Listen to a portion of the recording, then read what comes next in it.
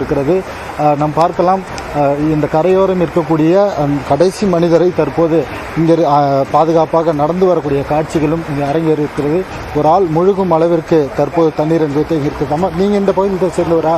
இப்போ தண்ணி எப்போ இருந்து வந்தது? இப்போ எவ்வளோ நேரமாக உங்களுக்கு பாதிப்பு? காலையில் தான் தெரிஞ்சு தண்ணி 2 மணிக்கு மேலே பொன்னி ஆற்றுக்கு தண்ணி வந்து எகுத்து வந்துச்சு. விடுங்க காலம் 5 மணிக்கு 6 மணிக்கு தெரியும். தண்ணி உள்ளே போனதுக்கப்புறம் ஜனங்களுக்கு தெரியும். அது முன்னெச்சரிக்கை கிடையாது, யாரும் சொல்லலை. காலை 5:30 வந்து 6 மணிக்கு தான் தெரியும். தண்ணி உள்ளே போனதுக்கப்புறம் தெரியும். இப்போ காலையில் 6 மணிக்கும் இப்போ வந்து தண்ணி எந்த அளவுக்கு வருது? இப்போ காலோட இப்போ அதிகம், தண்ணி அதிகமாகிடுச்சு சார். தண்ணி அதிகம் சார். குறிப்பாக இந்த பகுதி முழுமையாக தற்போது வெள்ளக்காடாகத்தான் காட்சியளிக்கிறது. இங்கே இருக்கக்கூடிய பகுதி மக்களிடமே நாம் கேட்கலாம். இந்த குடியிருப்புகள் மட்டும் ஒரு முழுகும் அளவிற்கு தண்ணீர் என்பது தேங்கி இருக்கிறது. இதே நிலைதான் தற்போது தாழங்குடா கிராமத்திலும் ஏற்பட்டிருக்கிறது. வங்கக்கடலில் இந்த அனைத்து நீரானதும் தற்போது செல்லக்கூடிய நிலையில் கடல் அருகே முகத்துவாரம் என்பது வெட்டவிட்டுப்பட்டிருக்கிறது. சார், நீங்கள் எங்கே இருக்கீங்க? தண்ணி எப்போ வந்தது? என்ன நிலவரம் இங்கே இருக்குது? விடிய காலைல வந்து ஒரு 5 மணிக்கு ஏறிச்சுன்னு வச்சுங்களா.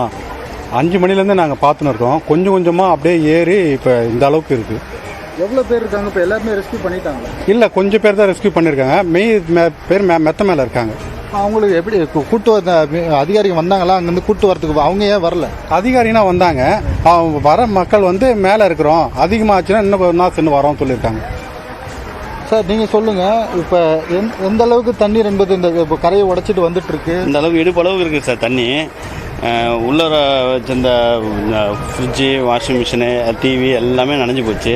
அதில் சேஃப்கார்ட் பண்ணிவிட்டு சிலிண்டர் எல்லாமே எடுத்து அதெல்லாம் ஃபினிஷ் பண்ணிவிட்டு அப்புறம் வீடெலாம் சேஃப்டியாக இருக்கணும் ஒரு தடவை பார்த்துட்டு அப்படியே வரோம் சார்.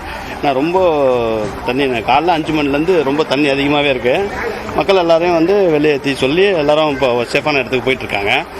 அவங்க வீடு எப்படி இருக்குன்னு ஒரு நாள் போய் பார்த்துட்டு வரோம், அவ்வளோதான். நிச்சயமாக. அதாவது இங்கே இருக்கக்கூடிய குடியிருப்புகளுடைய அனைத்து பகுதியிலும் தற்போது முற்றிலுமாக வீணாகிவிட்டது. நீங்கள் எந்த இடத்துல இருக்கீங்க? உங்கள் வீடு எந்த அளவுக்கு பாதிக்கப்பட்டிருக்கு? எங்கள் வீடு இடுப்பளவு தண்ணி உள்ளார இருக்குது. மிஷின், வாஷிங் மிஷினு எல்லாருமே உள்ளார இருந்த பொருள் எல்லாமே தண்ணியில் தான் மிதங்கிட்டு இருக்கு. அதுதான் போய் பார்த்துட்டு வரோம். இப்போ எங்கே போயிட்டுருக்கீங்க? அங்கே அம்மா வீடு இருக்குது, அங்கே போயிட்டுருக்கோம். எல்லா வீட்லையும் தண்ணி பூந்துருக்கு சார்.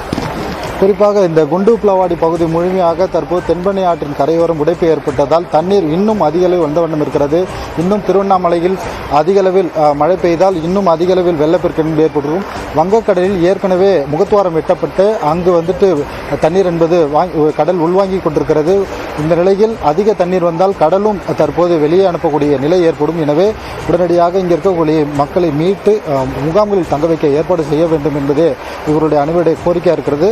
ஆனால் இருந்தும் ஒரு சிலர் அலட்சியம் காட்டி தற்போது வீட்டிற்கு சென்று வருகிறார்கள். அது முற்றிலுமாக நிறுத்த வேண்டும். இங்கே இருக்கக்கூடியவர்களை மக்களை உடனடியாக மீட்க வேண்டும். ஏனென்றால் தண்ணீரை கண்டு பலர் புகைப்படம் எடுப்பதற்காக சாலையிலேயே நின்று கொண்டிருக்கிறார்கள். அந்த காட்சியும் ஒளிப்பதிவாளர் ஜாஃபர் காட்டிக் கொண்டிருக்கிறார்.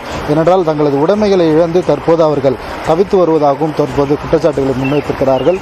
இந்த நிலையில் கடலூர் மாவட்டம் ஏற்கனவே இயற்கை